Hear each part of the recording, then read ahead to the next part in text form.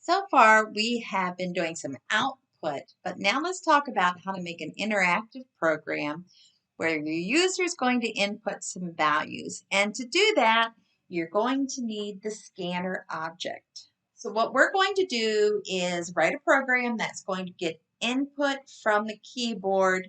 You might hear it referred to as the console. It goes back to the old days. While the program is running, you should prompt the user with output. Enter your name. It's very important to prompt the user. Otherwise, in these type of programs that we're writing, all they see is a blinking cursor, and the user has no clue what to enter. So you're going to output the prompt of what you want the input to be.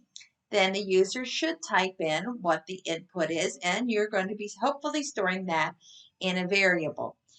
This can start to get buggy because you have no control over what that user is going to key in. And so one important thing to learn when you're first programming is how to check that what that user keyed in is data that you can actually work with. So the scanner is an object that can read input from many sources. This chapter, we're going to be reading input from the keyboard, but you can also have input from a file.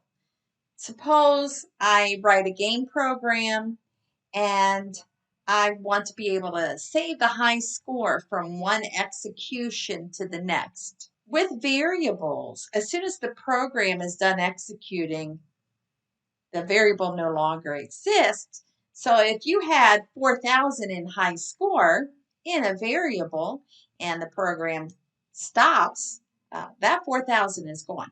But you can make it permanent by storing that 4,000 in a file. So sometimes you want to get input from a file. We'll look at how to do that in Chapter 6. Two things you need to do in order to use the scanner.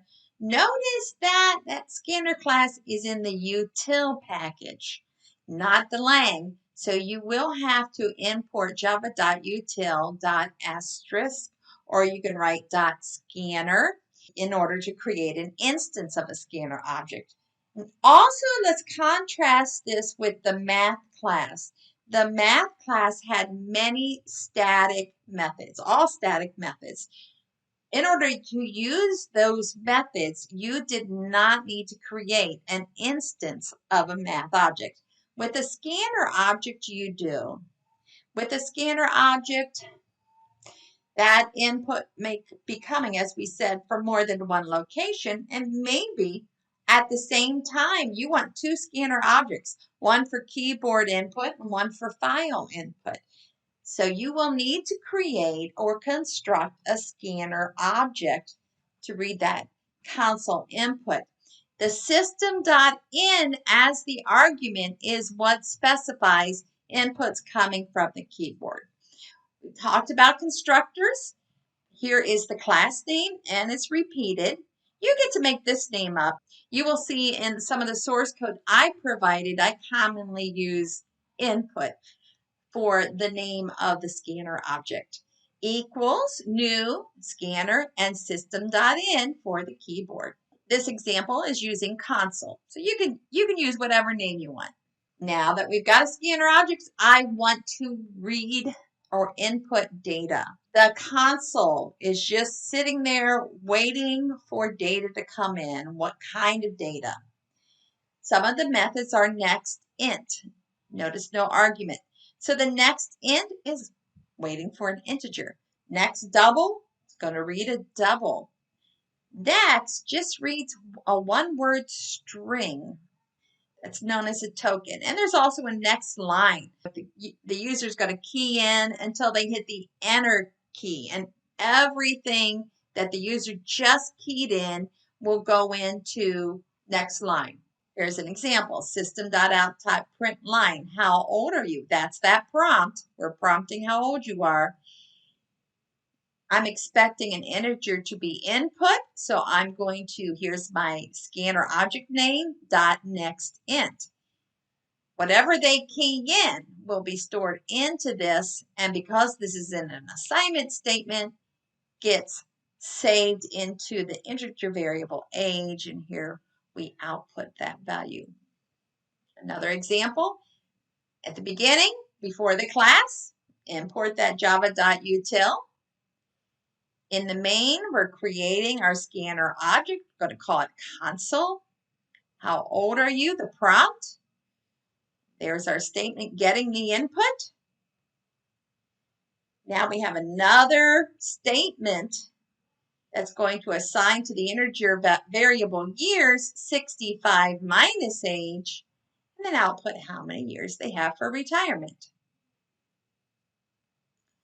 So here is what the user may see, and the console will see. How old are you? They key in 29. After they hit the enter key, that 29 gets assigned to there. We come down to here, and the math is done, 36 years until retirement. Here's another example. We're importing java.util.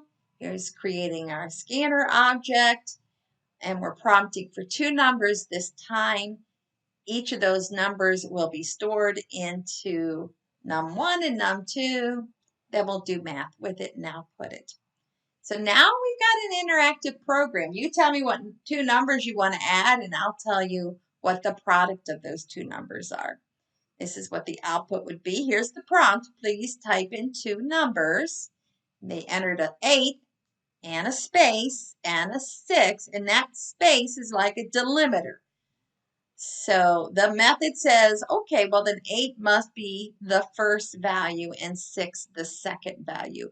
Another way the user may do it is 8 enter, 6 enter. Both of those work. The scanner can read multiple values from one line, and it uses what's called a token to do that.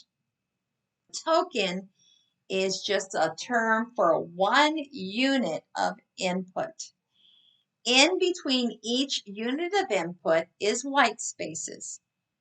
So we have many tokens here. We're going to get into a little more detail on what tokens are when we talk about strings next week. Suppose the token, or suppose the value that the user entered does not match the data type you need.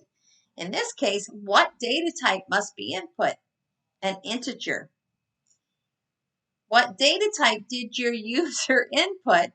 A string. The whole program will crash. As I mentioned earlier, part of our job is to make sure the input matches what we expect the input to be. We are now aware that that's going to happen, and we will learn soon how to make this not crash our program.